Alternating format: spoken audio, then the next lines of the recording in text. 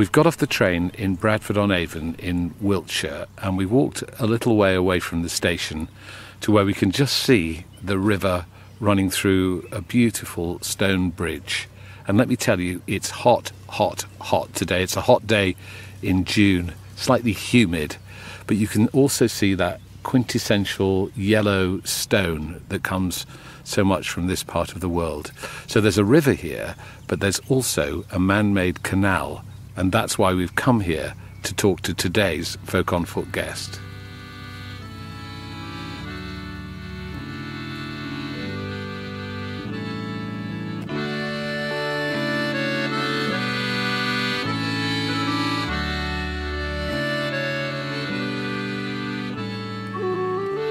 We're here to meet the award-winning singer and multi-instrumentalist Nancy Kerr.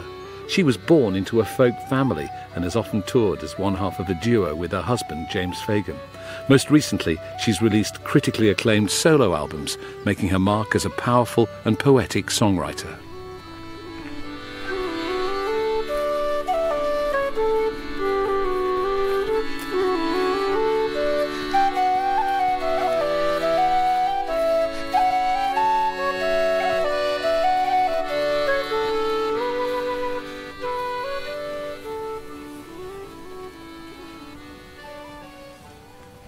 Nancy, good morning. Hi there. Great to see you. You're laden down with instruments. You've got the guitar and the violin. Guitar and fiddle today. Are you happy to carry them on the walk? No problem. Oh, you're stronger than I am, I have to say. We'll see. We're meeting you in the beautiful surroundings of this Cotswold stone. What is this building? So this is a 14th century tithe barn at Bradford-on-Avon, and it's part of this little country park that sort of is surrounded by, on one side, as you'll see in a minute, is the kind of beginning of the lip of the canal, of the Kennet and Avon canal, runs right past this tithe barn, and then just the other side of us is the Avon River, so we're between those two waterways, and it's just a glorious place, a lovely green stretch, and as you say, beautiful historic building. But yeah, we've spent quite a lot of time passing through this area because we've been itinerant really, living on the canal, but definitely have a strong attachment to this area and to this stretch. It's beautiful. Well, let's walk round to the canal then, shall we?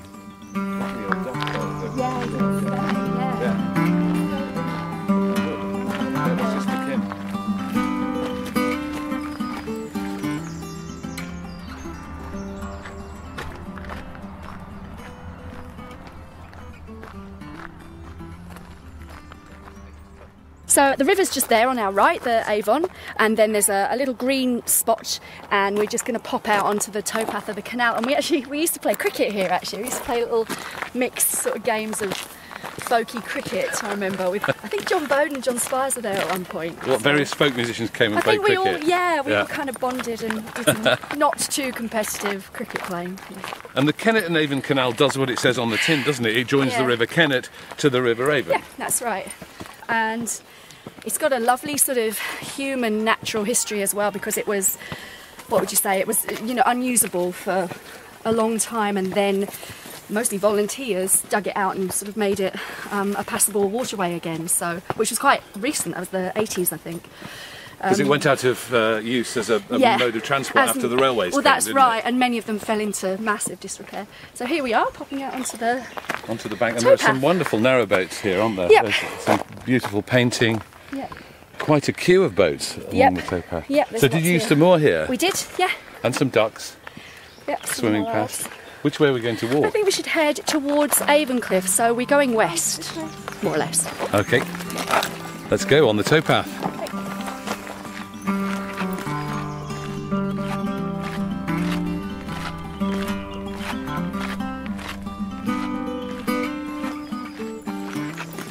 So what kind of a boat did you have when you lived on the canals? I lived on the canals for nearly 12 years, and during that time I had 3 consecutive boats. They were all narrowboats. The proper traditional boat that you would Well, the first one we had was actually really quite traditional. Not that it was a historic boat and had been used in industry or anything, but it was built along those lines. It had a wooden cabin, but a metal hull, but a really great hull. It was a superb boat, that. And then we got, later on, a boat that was all steel, so the whole thing was steel made, and that gave us a little bit more protection from the outside from the elements. world. Was it from the really elements. cold in the winter? No, I know that sounds crazy. Obviously, you know, it's difficult in winter because there's lots you have to do, but once you get your fire going, once you have your solid fuel stove or whatever going, it's really cosy, you know, it can actually really be lovely. So, I mean, I did eventually move off boats in 2010 during the big freeze when I had a newborn baby, and I thought, my time might be done. That's a bit of a challenge, isn't it? Yeah, people do it, but...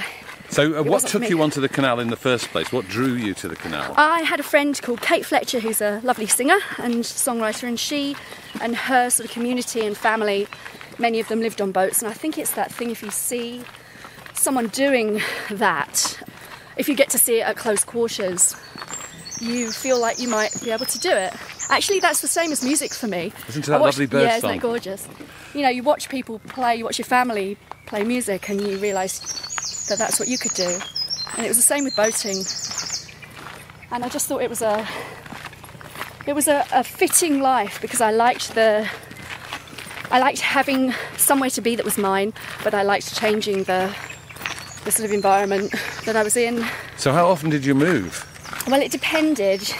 You're supposed to move, unless you have a place that you can moor, you're supposed to move regularly. So we would have what was called a continuous cruising licence, which meant we did a lot of travel.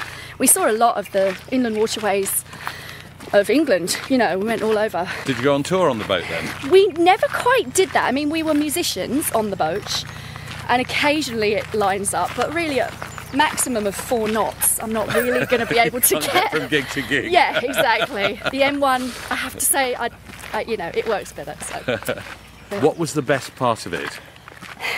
The best part of it was that feeling of always being at home, but being travelling as well. So, and the kind of secrecy of it, actually. So we would always, if people came to visit us, we'd always, you know, show them how we lived and show them the canal, and we felt like it was a secret part of England, and a part that had a different flavour and a different pace. And it's very calming, actually, as we're walking here alongside the canal, because there isn't a ripple on the surface of the water. It's really still today, isn't it? Yeah, and it just feels very calming to watch water slowly eddying past. It really is. I used to love the morning reflections of the sun. If the hatch was open on the boat and the water was was reflecting light onto the ceiling of the boat, which of course is not very far from you at any time. Yeah, I used to really love that. And this one here has got amazing plants growing on the roof. It's like somebody's created a garden on the roof of the boat. One of the things about moving off the boat was that I was so happy to get a garden. That's the thing. That's what I always craved. I loved the life, but I missed. Well, I'd never had a garden, so. And what did you want a garden for? To grow food and herbs and space and a bit productive garden. Yeah, and I mean I've got a fabulous garden. We don't grow loads of food, but we grow a bit and create a bit of habitat, you know, which I couldn't really do. Well, I couldn't do on the boat, but I mean people do. People do have green spaces that they can moor by and own and that sort of thing. There's lots of different ways of doing it. That's what I loved about the canals. There's so many people there for lots of different reasons, having different kinds of lives. You know, lots of people living as we were there because it's affordable, or it was an affordable way for us to have a lifestyle we wanted. And then there's people making a statement about living off-grid and living privately and being among nature. And then all sorts of people who just want to enjoy the history of the waterways, or, it's just, there's no one identity. Did you ever fall in? Yeah, all the time, about once a month. Oh, really? Yeah. And one time I was on my own and I fell in. I imagine I looked a bit like one of those sort of mythical selkie creatures from, northern mythology. I was kind of covered in slime, and I just kind of poked my head up from the side of the canal with my hands on the side of the towpath and asked 2 men to lift me out. So there's a swing bridge here. Yes, there's quite a lot of these. This one's locked open, but there's lots of these because the canal was actually a defence during the war. So they had lots of swing bridges that they could then make sure couldn't be swung, basically. To keep the enemy out. To keep the enemy out.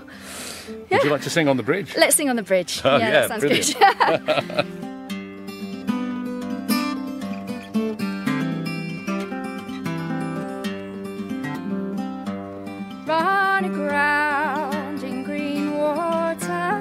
red bricks and water are waiting for me.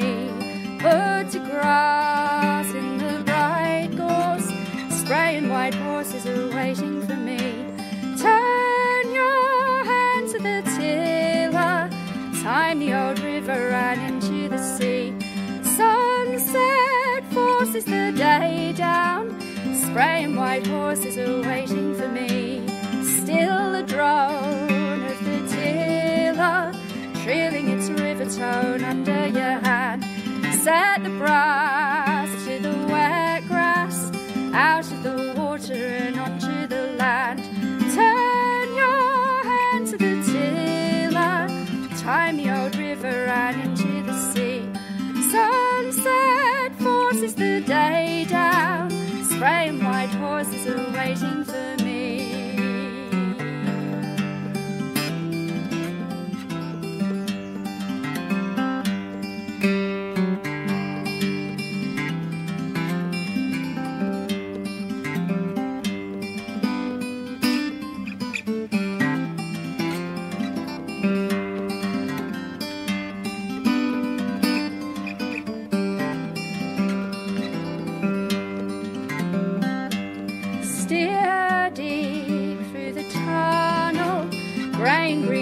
Are waiting to meet. Clear a leaf from the gunnel, swaying its water dance under your feet. Evening quarter in shallow, water of green running into the sea. Leave me fallow till day dawns, spraying white horses are waiting for me. Turn your hand to the tiller, time the old river ran into the sea. Sunset forces the day down, spraying white horses are waiting for me.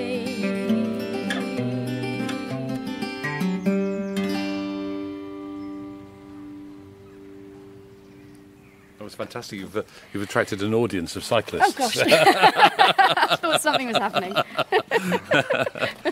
Does it feel good to sing it here by the canal? Yeah, I literally wrote it here. Like, it was right here. Maybe not on this bridge, but on one of the bridges or one of the moorings. Yeah, so it's come honestly, home after all those years. years. And I haven't sung that. I've never sung it with guitar, and I haven't sung it for ages. We recorded it on an album called, I think it's on Twice Reflected Sun, me and James, my other half. But yeah, I've rediscovered it and all the little words and quirks, and I remember exactly the picture in my head that made me write those bits of words. Haven't thought of that for a really long time. Does that come to you sometimes, an image for a song, like a visual image? Yes, exactly. So in that one, it's set the brass to the wet grass is about taking your tiller off the back of your boat when you've found your mooring. Lift up your little brass tiller pin and pull the tiller off. And actually the crucial thing is maybe not to throw it onto the wet grass and then go on with your day, because actually sometimes then I have been known to set off on my next journey, take up the rope, start the engine, and I haven't got the tiller pin on. It's still on the grass. It's still on the grass, yeah. So that's not great. We all kind of have those fail moments, really. Fortunately, you're not going very fast at that point, so you can usually bring it back. Well, I'm so happy to be talking to somebody who says brass and grass and path, because you're a northerner. Well, I'm an adopted northerner. I don't know how you live I in talk. Sheffield, which is where I was born. That's right, I heard that. Yeah, well, when I left the Canal, I went to Sheffield. Yeah. So, yeah. When I'm in London and I say brass band, or even when I say podcast, yes, they take the piss out of me. Do they? How dare they? Well, I listened, in order to sing that song today, I had to go and, this is a bit sad, but I had to go and listen to my album and learn it off it, because I hadn't sung it for so long. But on the album, I sing Set the Brass to the Wet Grass. Oh. So I must have been a southerner that day. I think there's a real chameleon thing that people who travel have, and also I think singers sometimes do as well. You sort of absorb ways of talking. So yeah, brass today. Why not? Brass. That's the right one. Let's walk on. Great. So obviously the towpath is an amenity for people, isn't it? Yeah. You see people cycling and walking. Yep. Yeah, I mean tourism became really it for the waterways, I suppose. And living on it too. Yeah. So let me ask you a little bit about your history, because you could hardly avoid being a folk musician, could you? You were born into it. And you make it sound like something that should be avoided, if you can help it. But I mean, your dad was a Northumbrian pipe player, yeah. And your mum was Sandra Kerr, who we know from her folk music and her bagpuss work and all of that. Of course, yeah. So was music there right from your birth? Yeah, it really was. It was I don't know, it's just our culture really. It's what we did, and it's what it's what my parents' friends did as their social being together. So it wasn't, I think the surprising thing is going into it professionally. And even that isn't that surprising. But the completely unsurprising thing is that it's going to be part of your life. It was always going to be part of my life. So what was it like at home then? With people coming around the whole time having sessions? Yeah, lots of sessions and a lot of stuff. So I lived for a long time between London, where I was born, and Northumbrian, where my dad was from. So I got lots of music in both of those settings. In London, I got actually a lot of Irish music, really great, and watched some great Irish fiddlers and singers, pipers. And then, of course, Northumberland had this incredible pocket of, real tradition and it was interesting because we went to do the unthanks up there, and somebody said to us that they didn't need a folk revival in Northumberland because it had already been there and it stayed there. That is the narrative, that it was continuous, and I think there's lots of reasons for that. I think there's lots of economic and historic reasons and musicological reasons, like the quality. I don't mean how good, I mean just the type of music it is. There were certain things I think that kept it alive, but when I was a young player, of course there were still players like Will Taylor, Joe Hutton, Will Atkinson, the Shepherd musicians, and I learned a massive amount from them, and that's straight from real working people who were singing and that's playing. right. Yeah, it was the real thing. It was what you did. You went to barn dances and you went to your village hall, and your village hall might have Will Taylor playing in it, who was amazing, or it might have Ali Bain playing in it, who was amazing. You'd have visiting, a lot of visiting Scots and Irish musicians. So it was completely normalised, and I think I learned in that time that was before there was sort of folk workshops. Now there's definitely that culture. It's one of my jobs. You get to sit in a workshop and have someone talk about what they do, and you watch them. And I often think of that and how it relates to what I saw, which was sitting on the floor in front of players, but in concerts, but watching and watching and watching, and then going home and trying it, and then playing in a session with them, and trying to keep up. Well, then it's accessible. That's the joyful thing about it, is that they didn't mind you playing with them, and they were happy to encourage somebody who was younger, who was learning. Yeah, I mean, it's built into the tradition. It's legacy. It's what you do. You pass it on, and it's even, that's why the tunes and songs sound the way they do, because they want to survive. They've got this sort of Darwinist, haven't they? This sort of tenacious, repetitive, kind of mesmerising quality that helps you to keep them, to get them in your bones and know them. Was there ever any danger of rebellion? Did you ever think, I want to get away from this and I do never something really else? felt. Well, again, I think if you, it's tempting to say, of course, I want to be other things, but actually, I think that for me, it was a completely normal and balancing backdrop to whatever else might happen. So I might have done other things. As it happens, a lot of my parents' contemporaries were musicians, but they were naturalists as their jobs. So actually being a nature warden, being in conservation and playing music they were really intertwined. So you had a job as a nature warden so my for a time, first, didn't you? Yeah, when I first left school, I worked as a conservation warden up in Northumberland, and what sort of place? A place called Hawksley Nature Reserve, which is fabulous. It's absolutely great. It's actually what would you say? It's a rewilding, actually, is what you'd say these days, I think. A rewilding of a previous open cast mine site, which they turned into, as I say, a nature reserve, a wetlands reserve. So the idea of having a job that involved me spending a minimum of 2 hours a day looking out to sea and counting birds, that's pretty, if there's anything more cushy than as cushy as being a folk singer. So were you instinctively also drawn to the natural world? Yeah, definitely. I always was, and again, that's sort of echoed. I haven't really answered your question about rebelling, but No. I'm kind of bringing up reasons why you wouldn't, So I think having all of those interests echoed and spoken about in the music as well. There's that strong thread of environment and natural world, and what I'm trying to say is I don't think I would have stayed in love with folk music if I hadn't discovered it for myself as well as having it in my family. I once described folk music as a weird vase that you inherit.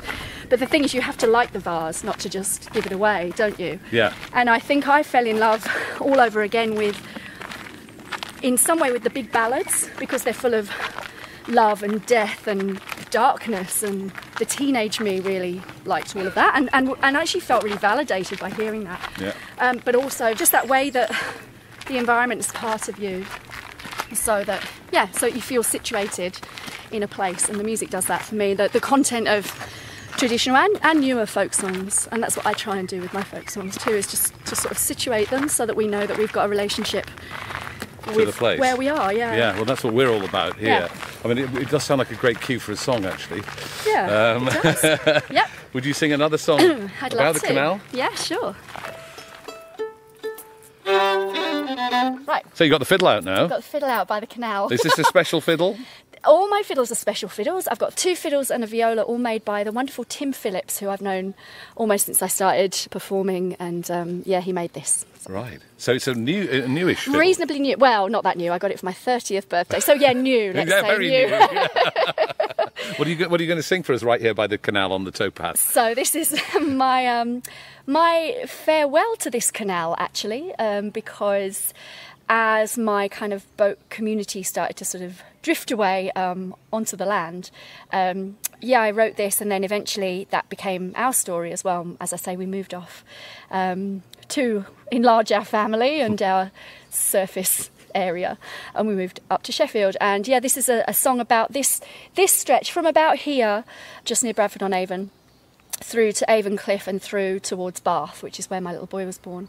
And we used to have a family of jays along the canal who were really raucous, and one of my favourite birds. So they're in this song. Yeah, it's called Queen of Waters. Well, away, my love, away, for we're sailing home today on a boat called Memory. Hey-oh-ho, hearts that long for the land. Oh, she's like some Persian queen with her opal robe serene in the lamplight shimmering. Hey-oh-ho, hearts that long for the land. On a blue jay morning, feathering thorny memories. Hey-oh-ho, hearts have been too long away. On a well-worn byway, travelling magpie gathering, farewell, Queen of Waters.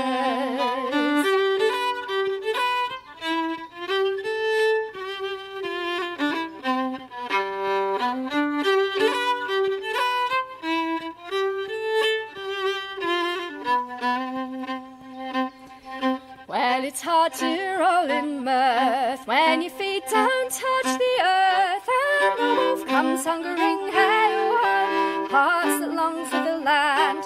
Folly never foots the bill, and we all shall pay in full for a life of melody. Hey-oh-ho, hearts that long for the land. On a blue jay morning, feathering thorny memories. Hey-oh-ho, hearts have been too long away. On a well-worn byway, travelling magpie gathering, farewell, Queen of Waters.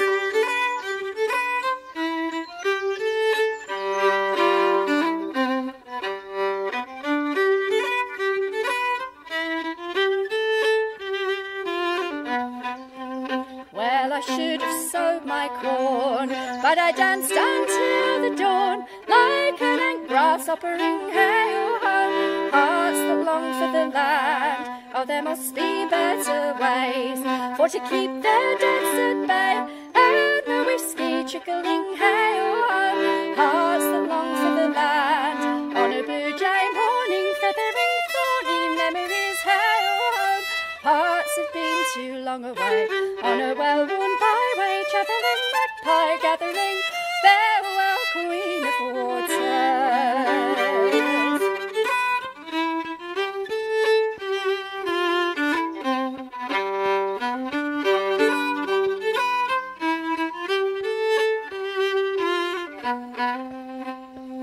So we'll bid our ship adieu. There's a mooring in in the blue, where the gulls are gathering, hey ho, hearts that long for the land. Oh, she's like some Persian queen, and her like shall never be seen, only in our reverie, hey ho, hearts that long for the land. On a blue jay morning, feathering thorny memories, hey ho, hearts have been too long away. On a well-worn byway, travelling magpie gathering, farewell, Queen of Waters.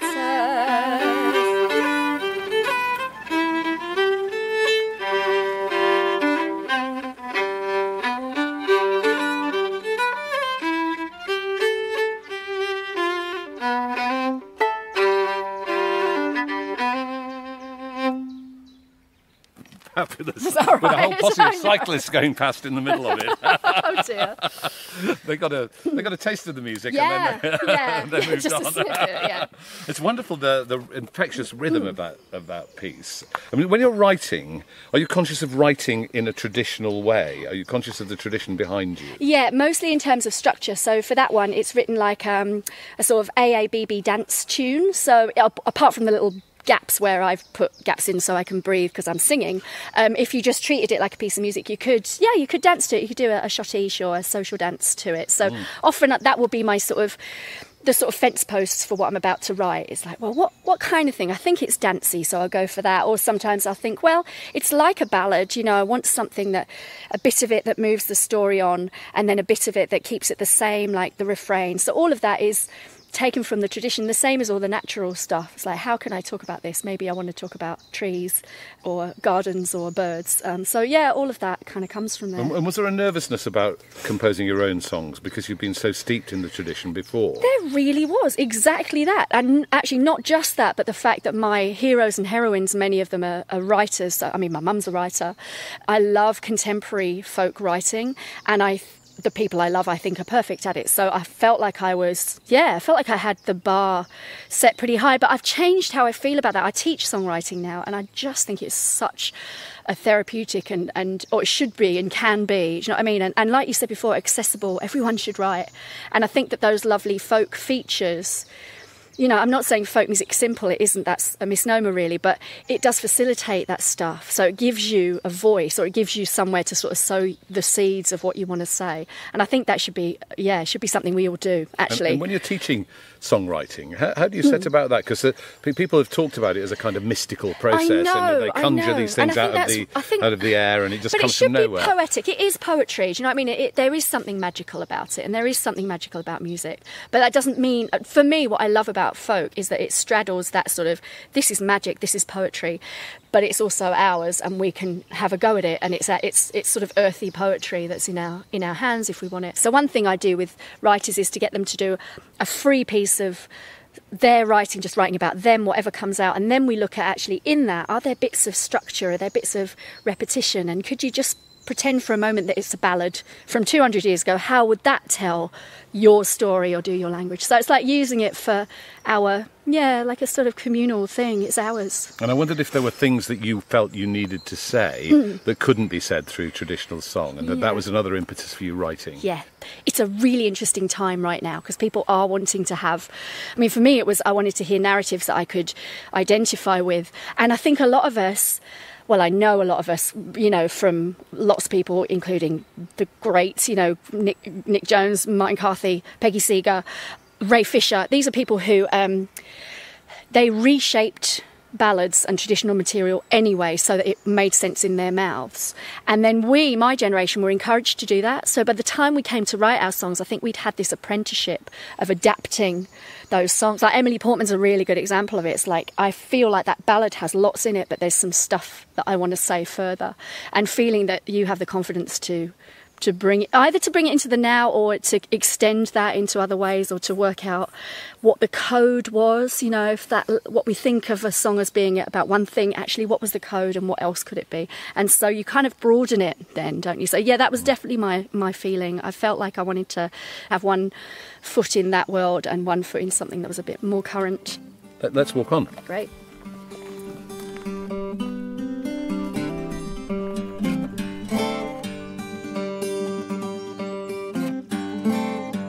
I want to learn a bit about how your career started, because I think you started out on tour with Eliza Carthy, didn't you? Well, I started doing thing? clubs with her. I was already doing... I had a lot of support. I think because I was in that Northumbrian scene. I moved there when I was 13, and I immediately got lots of support and encouragement from the sort of fledgling folk works area of things, so Ros Rigby and Alistair Anderson, and those, you know, the Shepherds, the kind of traditional part of that, and Catherine Tickell. There was a great culture to be in as a young musician. So I ended up touring. I went around Eastern Europe and I went around Europe with Alistair Anderson, and I was playing dances. What age were you? 13. 13, right. Yeah, So you were on 13, tour around Europe. Yeah. Well, that must have been quite an experience, wasn't it? Yeah, it was. Yeah, I was quite young. I didn't feel young at the time, but that's quite young, isn't it? Yes. I think my mum was a bit sort of, A bit nervous okay, about this it. is happening. But what did you it's get up okay. to? Did you have any fun? No, we just worked and sang and tuned and worked. it was lots of fun. It was really great, and I know that's a massive privilege to have been able to do that. It's a great apprenticeship as well, isn't it? That's exactly what it is. That's exactly what it is. So then by the time me and Liza were playing together, it How was did sort you of meet? like How did you we first met meet? at Sidmouth, I think. And I think we were about 14 then, actually, or maybe a little older. And I say that there was lots of encouragement of young musicians, but really, me and Liza did feel like there weren't that many of us, and we should probably hook up, you know, Yes. and kind of huddle kind together of huddle for warmth. together. Yeah. Exactly. Another party of cyclists Yep. here. They're just mustering, I think. Somebody's in charge and giving them orders, I think. Oh, there's a boat coming through. So we're coming to a bridge now, are we? So this is Canal goes over a bridge. This is Avon Cliff, and it's an aqueduct. Yes. So I love this spot because the canal goes over the railway, and also the road meets it. So you've got three threads of transportation history all kind of clustered together like a ley line, and I've always loved this spot. So the boat comes across and then does a fairly sharp turn and carries on along the canal. It's called the Hieronymus Bosch. Yeah, That's a fine name That's for a boat, isn't it? Brilliant name. Love it.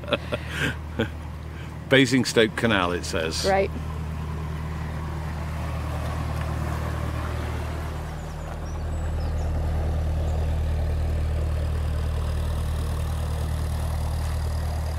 There's something wonderful about an aqueduct, isn't there? Because it seems like it's not supposed to happen. Yes, The exactly. water's supposed to go over I know, things. it's lovely, isn't it? It's a triumph of engineering, but when you see it, it's so graceful and beautiful as well. I love it. I want to get nearer to the balustrade so we can see Yep. what the view is Yep. down here. It looks like there's a pub.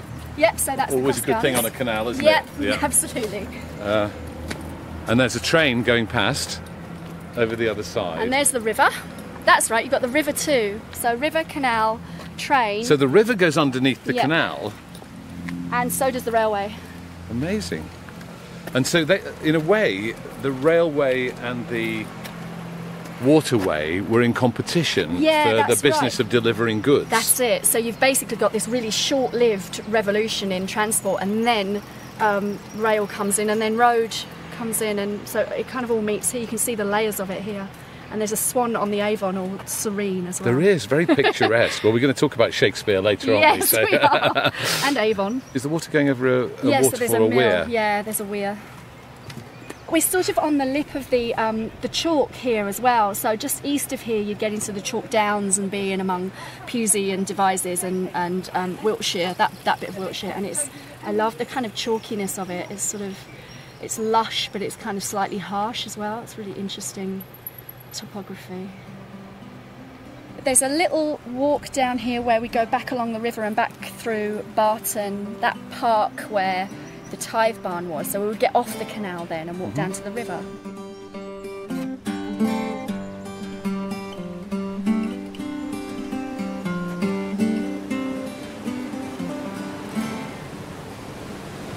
Yeah, it's rather a nice view down the Avon there over the It's lily wonderful. pads. You can see the weir, the water's just going over Yep. the weir here, and the lilies are all strewn across the surface of the water. And the willows are in full glory. That's a huge willow tree doing its There's a thing. wagtail over there as well, look. Oh yeah, doing its wag. A yellow one. Lovely. Such a glorious space. Oh, and it's cool as well now, isn't it? It's lovely. At least. Yeah. But it seems to me that you've essentially been on the road since you were 13. Pretty much. Is that it? I've never had a proper job, so and we've combined that with with having children as well. So. And that must be a real challenge, isn't it? Well, I actually really love the way that it makes you think creatively about what you do. So, for instance, yes, I have been on the road for a long time, but I don't go away for weeks on end. And I don't want to, and I can't. So I quite like the sort of me going and doing a few things, coming home. And then I also like what my mum would call wearing lots of different hats. I really like this sort of one project. I tend to have about 5 bands or collaborations or projects or my things a year. And then that sort of leaves room for exciting things that come along, like a commission or something like the transports or the full English or, you know, something like that you can say yes to because you've got just enough time. And I love all the different, you know, the sort of brain stretch of what am I singing today? Who am I? What so band am I in? do you have to sort of, when you're changing hats, do you have to consciously change hats, as it were, and change musical gear? I have to take a real deep breath and get rid of the songs that I had to sing last night and try and think about the ones. And I think it's because folk is so ear-based, isn't it? I very rarely have anything written down. I've just done a commission for the Shakespeare birthplace for Stratford Poetry Festival. It's the first time I've worked from any kind of script for ages because I was literally writing the songs last week. So I learnt them to some degree, but I had them there. But we kind of, well, I certainly have to completely sort of internalise the songs to perform them the way I want to. So yeah, it means I have to wrap my head around it.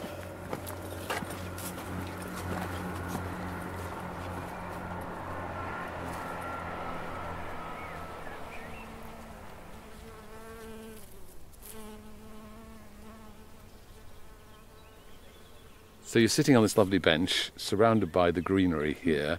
What's the song you're going to sing from the Shakespeare Commission? So I'm going to sing Cinnabar. This was actually a song that I'd already had connected to sonnets. It's sort of loosely based on the idea of there's a sonnet number 153, which is all about, well, it's partly about the consequences of our passion, really. It's a love sonnet, but it's quite dark, it's quite raunchy. It's all about heat. It's a song called Cinnabar. I'm just looking around to see if there's any ragwort around us, which is a plant I really love, but I can't see any bits of it. It's been quite minimised, ragwort, because it's really bad for cattle and people don't like it. But it's the home of this cinnabar moth. The grub for the moth, which is a really pretty caterpillar, lives on ragwort, so it's kind of seen its numbers go down. So this is a song about cinnabar and about ragwort being this crown of gold, but it's also about the consequences of us, really. It's about climate, it's about heat, and I'm about to sing it in quite big very hot heat. day. It's about how the refrain every time is I've forgotten the cold, and it's about how I think we forget adversity when we're wrapped in comfort, and that's why it's so hard to remember to kind of act against our consequences. So it's about climate, and it's about weather and about love. This is Cinnabar.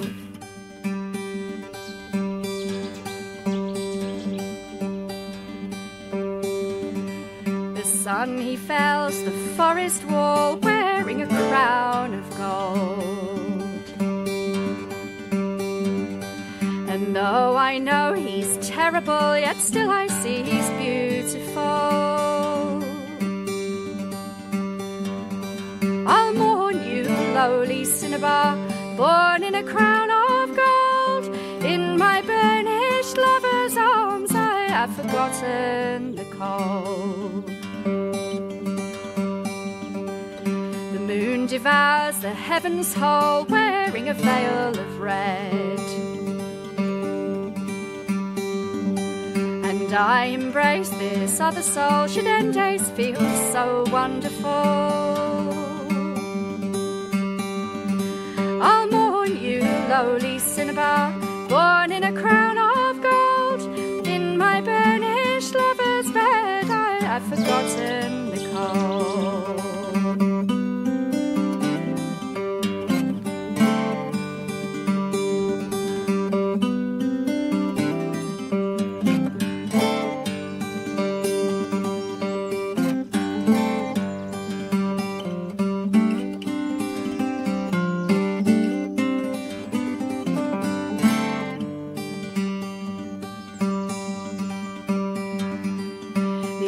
In rags and tattered strips, where swearing it's a thirst for rain. The breeze is like my lover's lips, but will it lift your wings again? Alone and lowly cinnabar, born in a crown of gold, in my burnished lover's arms I have forgotten the cold. I'll mourn you, lowly cinnabar, born in a crown of gold, in my burnished lover's bed. I have forgotten the cold, I have forgotten the cold, I have forgotten the cold.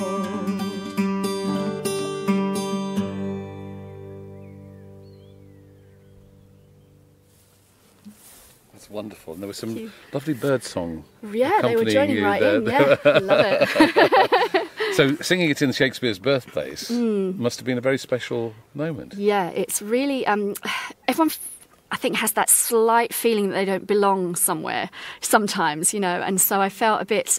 I'm quite conscious of finding, again, those common grounds, and I think there's lots in Shakespeare that I identify with, because the continuum is the same, of talking about birds and nature and love and all that kind of thing.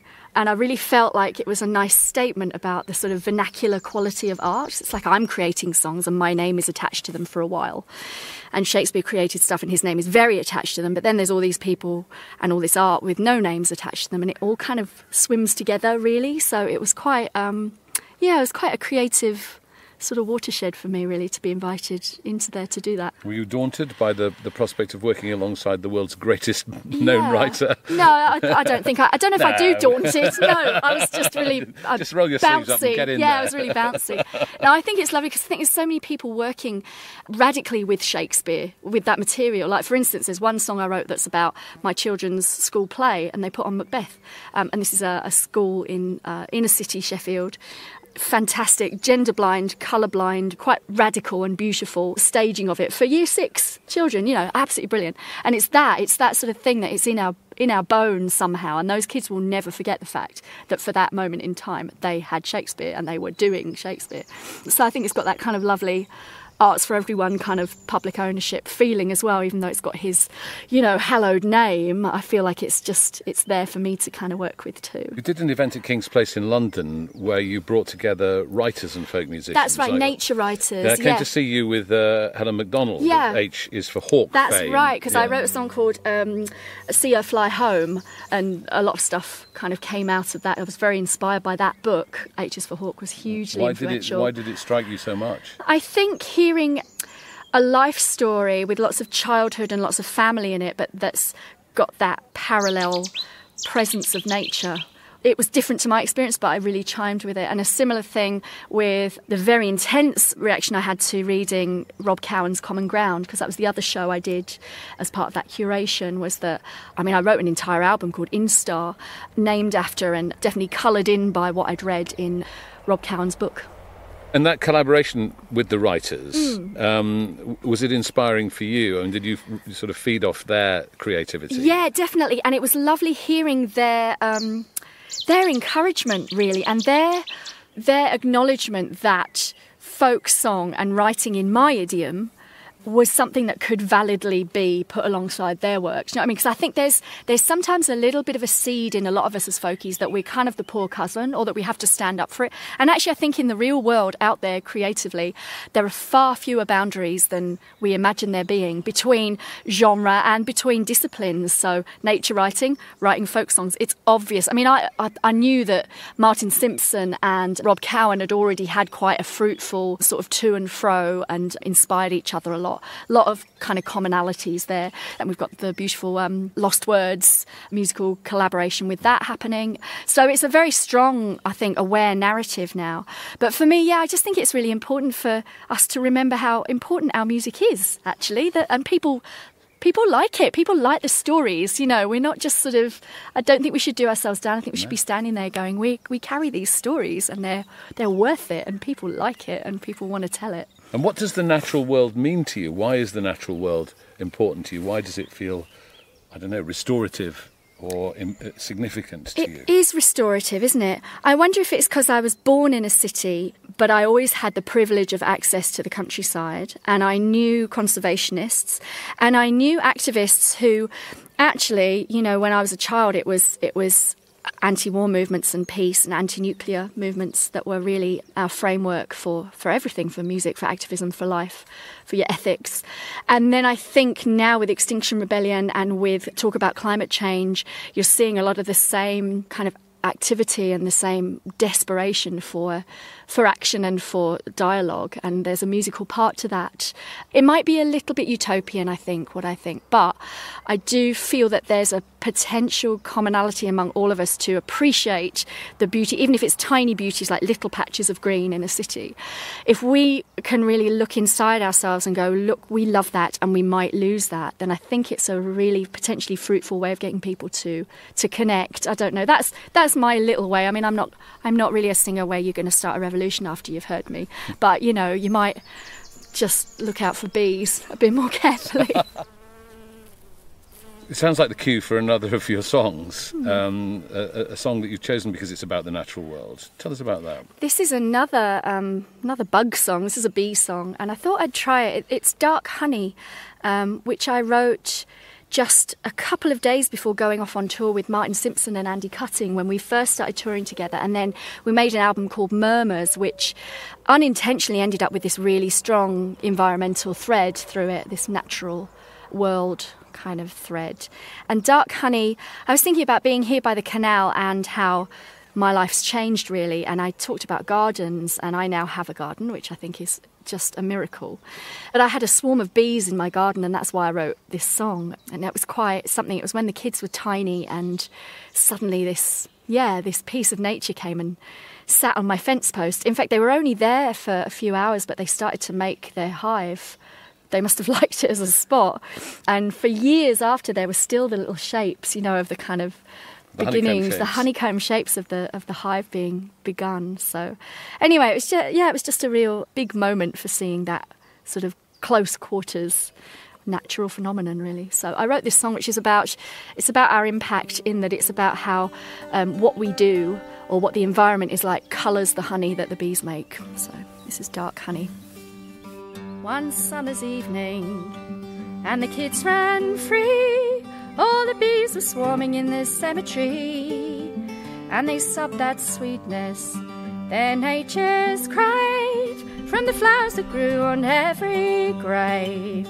And you tell your children life finds a way. You can reap dark honey from the dying day, and we've a little sweetness to soothe our stings and the slightest suffering winter brings. Some other children, some distant home, they fear the humming of a different drone. Some sugar's flowing from every pore, some hunger's growing on the spoils of war. And you tell your children life finds a way. You can reap dark honey from the dying day, and we've a little sweetness to soothe our stings and the slightest suffering winter brings. On the bank of England, some city bee, she builds a hive of slavery, and her sweet survival in the midst of man is to make dark honey from a cola can.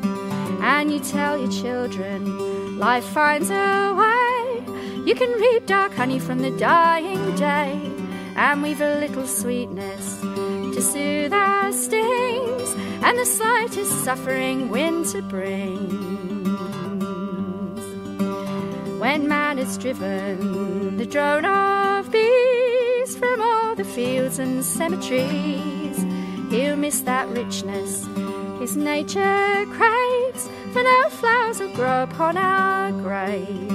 And you tell your children life finds a way. You can reap dark honey from the dying day, and we've a little sweetness to soothe our stings and the slightest suffering winter brings.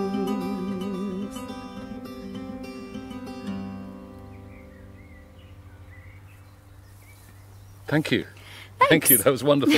And it's been such a joy to spend time with you here in these glorious surroundings by the canal and the river. And thank you for sharing your music with us, Thanks, Nancy. it's been a lovely morning. Thank you so much.